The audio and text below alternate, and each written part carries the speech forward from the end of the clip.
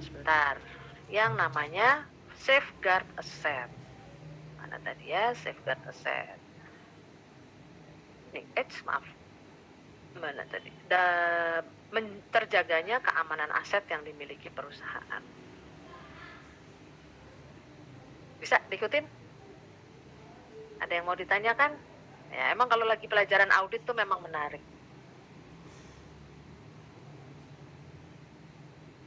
Ada lagi?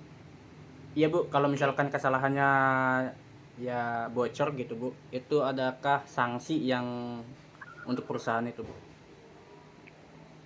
Sanksi apa ya Pak? Ya kayak pemalsuan gitu Bu. Oh, kalau sanksi pemalsuan mah pasti Pak. Pasti.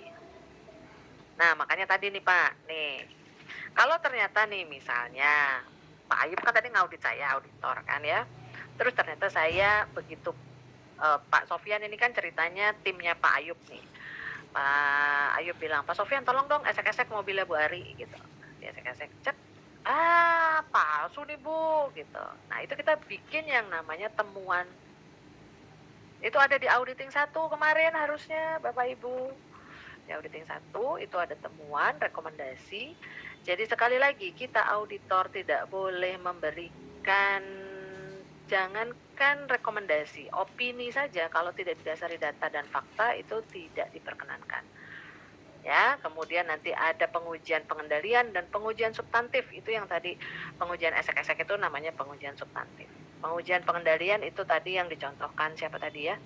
Banyak teman-teman tadi tuh yang sebut Bu lihat BPKP, lihat STNK dan sebagainya itu pengujian pengendalian.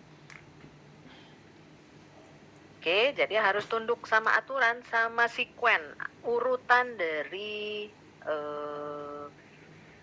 langkah-langkah kita mau melakukan audit. Nanti dibaca lagi ya auditing 1-nya. Karena di auditing 1 itu langkah-langkahnya. Kita akan mulai di auditing 2 itu sudah sudah tinggal variasi kita mau ngaudit apa sih gitu. Tapi kalau langkah-langkahnya itu ada di auditing 1. Nanti dibaca lagi ya. Yang kemarin jangan langsung case close. Jangan langsung close book. Nanti dibaca lagi auditing 1-nya. Oke. Ini berlanjut ya Bapak Ibu ya. Auditing 1 dan auditing 2 ini pelajaran lanjutan. Jadi kalau auditing 1 itu basic knowledge-nya, langkah-langkahnya yang akan dilakukan untuk setiap jenis audit. Untuk auditing 2 itu kita variasi ke audit apa aja sih yang mau kita lakukan gitu ya. Tapi yang kalau kita di sini masih yang ada koneksinya dengan akuntansi ya, pencatatan. Bisa saya lanjut atau ada yang mau ditanyakan? Menarik memang audit ini karena sensitif ya bagi auditor maupun auditinya. Oke. Ada yang mau ditanyakan? Kalau tidak ada saya mau lanjut ke tujuan audit manajemen. Tadi sebetulnya sudah diungkap ya tujuan dari audit manajemen. Sekali lagi yang mau diaudit adalah manajemennya. Objeknya itu objek to be audit. Objek yang mau diaudit adalah manajemen. Jadi manajemen tuh ngapain sih? Nah, manajemen itu POAC. Standarnya loh ya, saya bicara standar. Planning, organizing, actuating, sama controlling. Ada kata-kata controlling. Controlling berarti ada internal control. Nah, jadi tujuannya untuk mengidentifikasi kegiatan POAC-nya itu dijalanin atau enggak, programnya, aktivitas yang memerlukan perbaikan. Sekali lagi, kalau misalnya memang tidak dilakukan, berarti kita nanti akan bikin temuan bahwa ada prosedur yang tidak dilakukan. Jadi gimana caranya supaya ini dilakukan? Nah, itu namanya perbaikan. Nah, perbaikan itu bentuknya dalam bentuk rekomendasi. Ya, rekomendasi yang dapat dicapai atas perbaikan, pengelolaan berbagai aktivitas, ya, atau pengelolaan berbagai program agar tadi sesuai dengan tujuan perusahaan. Sampai sini dulu, pelan-pelan dulu. Ini audit manajemen.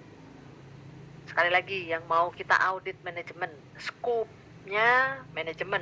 Ruang lingkupnya manajemen. Paham? Pelan-pelan. Kadang-kadang nih kalau lagi dengar kata-kata audit sensitif soalnya. Tapi saya harus membatasi yang kita bahas hari ini berkaitan dengan audit manajemen. Clear? Halo? Clear? Iya Bu, lanjut.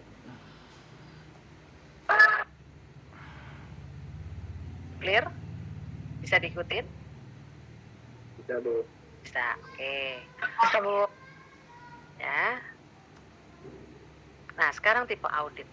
Ini yang teman-teman saya berikan ini di awal untuk refreshing ya. Sebetulnya ini ada di auditing 1 tapi nggak apa-apa, ini saya share ulang. Jadi kalau nanti bosen ya alhamdulillah. Kalau bosen malah alhamdulillah saya. Kenapa? Karena artinya kalau teman-teman bosen melihat ringkasan ini, itu berarti teman-teman sudah paham. Ya, tadi seperti yang saya sampaikan, tipe audit, ada audit laporan keuangan, audit kepatuhan atau compliance, audit internal, dan audit operasional atau audit manajemen. Ya. Nah, audit laporan keuangan ini dilakukan oleh auditor eksternal. Audit kepatuhan bisa 2, bisa audit internal maupun audit eksternal. Kalau audit internal itu namanya internal control atau SPI.